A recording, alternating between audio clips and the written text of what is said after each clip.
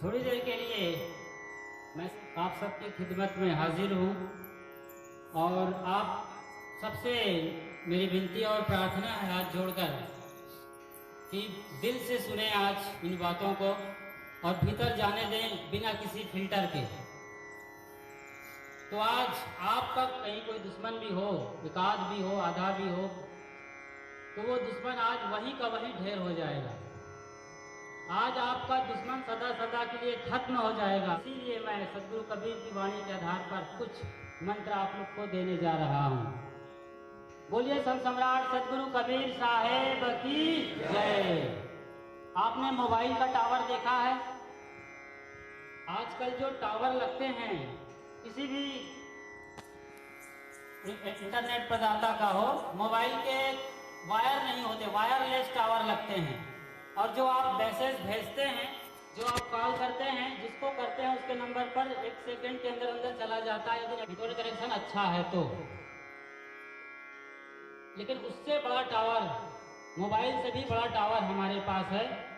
और ताज्जुब नहीं होना चाहिए कि हम में से हर कोई एक बड़े टावर है। हमारी खोपड़ी जितनी बढ़िया रिसीवर है, इतनी बढ़िया रिसीवर तो दुनिया में कहीं नहीं है। मोबाइल में जो मैसेज भेजते हैं आप, जिसको भेजते हैं उसके मोबाइल पे छप जाता है। यदि कहीं आपने भूल चूक से गलत मैसेज सेंड कर दिया तो वो गलत मैसेज उसके मोबाइल पर जाकर ज्यों का त्यों छप जाएगा। और उधर से रिप्लाई क्या आएगा आप अंदाजा लगा सकते हैं। यदि आपने गलत मैसेज भेजा है, गाली मिल सकती है, बहुत बड़ी संभावना है। इंटरनेट कनेक्शन ना हो, मैसेज जाता नहीं है। लेकिन उससे भी तगड़ा मैसेज जो हम सोचते हैं वो है। जिसके लिए हम जो सोचते हैं वही हो जाता है। आज से कोई 20-25 साल पहले की बात याद करें। आप लोग बैठे होते थे ग्रुप में, इधर भाई लोग 2-4 बैठे हैं, कहीं माँ बहनें बैठी हैं, बात कर रही हैं किसी विशेष टॉपिक पे, किसी विषय पर। अचानक किसी के पैर के तलवे में खुजली होती थी तो लोग कहते थे लगता है मेरी नानी याद कर रही है। सही कह रहा हूँ? अपने दिल से पूछिए। कोई कहता है मेरी मौसी याद कर रही है, कोई कहते हैं मेरे दादाजी याद कर रहे हैं। और कभी चिट्ठी पत्री का जमाना रहा है, कभी हफ्ते 10 दिन 15 दिन बाद चिट्ठी आती थी या जाते थे उनके यहाँ तो कहते थे हाँ मैं दिन तुमको याद कर रही थी, ये बात थी। इसको कहते हैं टेलीपैथी। टेलीपैथी आज की चीज नहीं है, इसी टेलीफोन बना है। टेली करना मतलब दोनों का तालमेल बैठते थे और बात पूरी हो जाती थी। ये सदियों पुरानी सनातन परंपरा है कि हम जिसके लिए जो सोचते हैं वो हो जाता है। अब आप सोचिए कि आप क्या कर रहे हैं और क्या हो रहा है। तो जो सोचते हैं वो हो जाता है। आपके घर बेटा है, छोटे बच्चे हैं, बच्ची हैं, आप उसको एक बार नहीं 1000 बार बोलते हैं कि तू ये काम नहीं कर सकता। ये निगेटिविटी आप बचपन से भर देते हैं उसके जहन में, उसके दिल में, दिमाग में। 7 साल की उम्र तक वो बच्चा पीता रहता है, जो बोलते हैं वो बिना किसी फिल्टर के उसके दिमाग में फिट हो जाता है सदा सदा के लिए। और आपने उसको निगेटिविटी के जरिए उस बच्चे की जिंदगी को अपाहिज करने में मदद कर दिया, अपाहिज बना के रख दिया। और कहते हैं कि जमाना क्या हो गया, जो देते हैं वही तो मिलता है। जो बीज हम दूसरों की जिंदगी में बोते हैं उसकी फसल हम अपनी जिंदगी में काटते हैं। इसलिए सावधान हमें होना चाहिए। आज से 600 बरस पहले कबीर साहब इन्हीं सब बातों को लेकर कहा था। वो कहते हैं साहब कि बोया पेड़ बबूल का तो आम कहाँ से खाए, कबीर कमाई आपनी निष्फल कबहू न जाए, बोया पेड़ बबूल का तो आम कहाँ से खाए। आपने बबूल बोया, काटा तो आम मिलने की संभावना छोड़ दीजिए। यदि आपको आम चाहिए तो उसके आम के बीज डालिए, तो आम मिलने की संभावना बढ़ सकती है, आम मिल सकता है, या फिर आपकी आने वाली पीढ़ी को मिलेगी, आप चले भी गए कहीं तो जो आप देते हैं वही आपको मिलता है। अब कायदे की बात सुनिए। इतनी बातें तो आप कई दफा सुने हैं सदगुरु संतों से, और टीवी पर भी और अन्य जगह किताबों में भी अध्ययन किए। अब खुद का अध्ययन करिए, यही स्वाध्याय है। असल में सत्संग यही है। मेरे पूज्य गुरुदेव सदगुरु अभिलाष साहब जी का महान वाक्य है कि अपने आप में लौट आना ही सत्संग है। स्वयं में लौटना होगा, खुद को देखना होगा। आज यहाँ से आप लौटें तो आपके घर वालों को लगे, अभी 2-3 दिन बाद लौटेंगे तो घर में लगे कि हाँ मेरी दादी लगता है कि गंगा नहा के आई है, सत्संग की गंगा। मेरे पिताजी तो ज्यादा ही मुस्कुरा रहे हैं, वरना इसका चेहरा तो हमेशा मायूसी से भरा हुआ होता है, आज ज्यादा मुस्कुराहट है। तो इस भाव से हमें यहाँ से लौटना है, कुछ बदल के, कुछ पा के, कुछ हो करके। तो वो होने की बात आप स्वीकार करें और सुने। क्या करना है आपको? आप जो सोचते हैं वो हो जाता है, या कोई आपके लिए सोचता है तो वो हो जाता है। तो जब आप दूसरों के लिए, और अक्सर क्या होता है, हम में से अधिकतम मानव, जिसकी चर्चा बड़ी देर से संत गुरुजन कर रहे हैं कि हमें मानव बनना चाहिए, मानव होना चाहिए। हम मानव यदि हैं तो हमारी सोच 90 से 99% नकारात्मक होती है, गलत होती है। दूसरे की ईर्ष्या, निंदा, चुगली, दूसरे को डाउन करने के लिए, दूसरे को नीचा दिखाने के लिए हमारी सोच ज्यादा से ज्यादा होती है। तो जब हम वही सोच रहे हैं तो क्या होगा? आप एक बोरी गेहूं या धान का बीज खेत में डालते हैं, बदले में आपको कई बोरे मिलते हैं। जरा सा देते हैं, कई गुने मिलते हैं। कुएं में झाँक कर चिल्लाइए गधा, तो कई बार गधा गधा का इको साउंड होगा। यदि आप गणेश चिल्लाते हैं तो गणेश गणेश की आवाज आएगी, आपको आएगी, बिल्कुल पक्की बात। एक इनपुट जरा सा करते हैं, आउटपुट कई गुना मिलता है आपको, वापस रिप्लाई रिफ्लेक्ट होकर के। तो यदि आप में से कोई भी अपने घर के किसी भी निकटतम रिश्तों के लिए, चाहे वो पत्नी भी हो सकती है और पति भी हो सकते हैं, ऐसे ही माँ बाप, ननद भौज, देवरान जेठान और सास ससुर और बहू बेटी, भाई भाई, यदि अपने निकटतम लोगों के लिए ऐसी बात सोचते हैं तो उनका ऐसा हो, उनका वैसा हो, जो कि आमतौर पे सोचा जाता है यार यहाँ बड़ी ईर्ष्या की आग लगी हुई है। कहीं भी देख लीजिए, परिवार से लेकर समाज और अंतरराष्ट्र तक, जहाँ आदमी है, आदमी की है आज ये खूबी हो गई है कि दूसरे की लकीर को मिटा करके आगे जाना चाहता है। सच्चाई ये है, हमें खुद अपनी लकीर लंबी करनी चाहिए, लेकिन हम ऐसा नहीं करते हैं।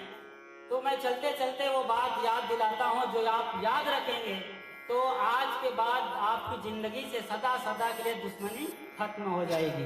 वो बात क्या है? वो बात है, आपको चाहिए कि आप गलत सोच ना दें किसी को, किसी के लिए गलत सोचिए मत।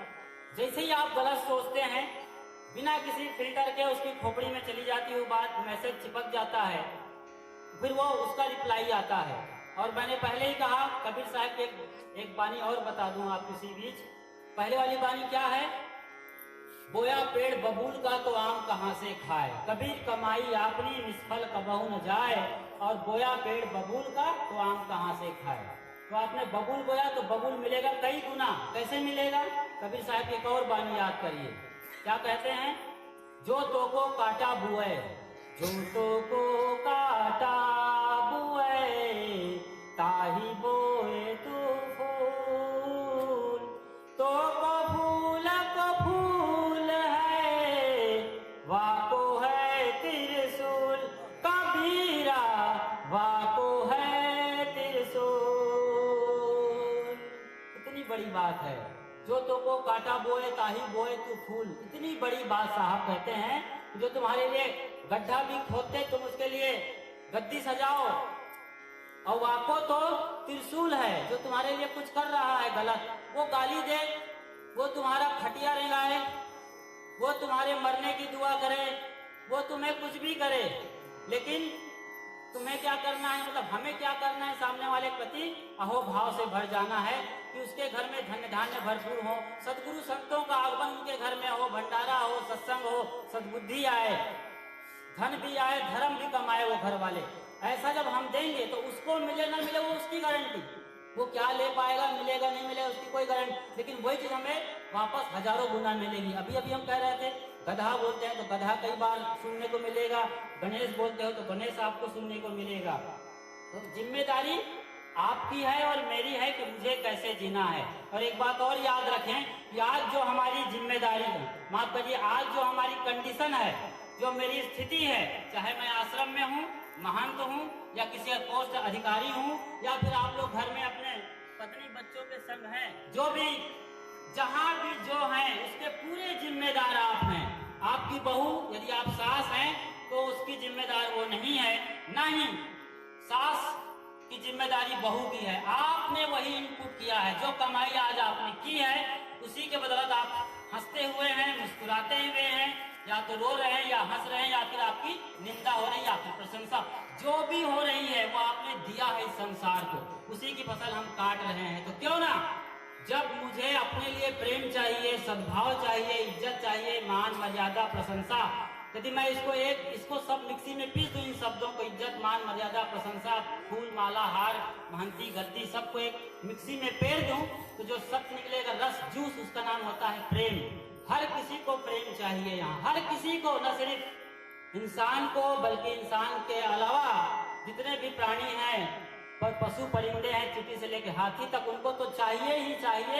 एक पत्थर को भी प्रेम चाहिए यहाँ, एक पानी के नदी को भी चाहिए, पहाड़ को भी चाहिए, हर जगह जहाँ प्रेम से, कुत्ते बिल्ली को तो आप जानते ही हैं, प्रेम से पालते ही हैं। तो आप जो देते हैं, तो आज के बाद हमेशा याद रखिए, जिसके साथ आपकी कोई दुश्मनी हो, यदि माँ बहन बेटियाँ दीदी दादियाँ किसी की मान लो, और आप में से बड़े भाई बंधु और दादाजी हैं, दादाजी बनने के बाद तो दादागिरी खत्म हो जानी चाहिए, मगर ये नॉन स्टॉप जारी रहती है।